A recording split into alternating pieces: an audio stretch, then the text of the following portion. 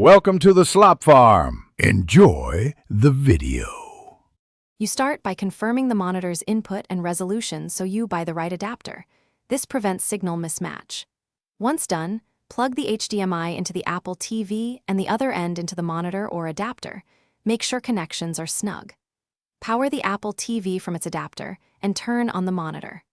While it boots, connect to Wi-Fi or Ethernet because the Apple TV needs a network for activation and AirPlay features. Now move on to adapter or audio handling if your monitor needs it.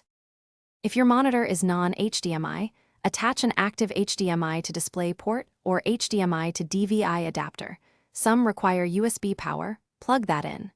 Then switch the monitor input to the port you used and let the Apple TV signal handshake. This can take a few seconds. Make sure the monitor's scaling and resolution match the Apple TV output to avoid cropping or black bars.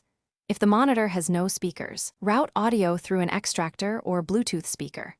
Finally, complete Apple TV initial setup on screen and sign in to your Apple ID. You finish by verifying video and audio.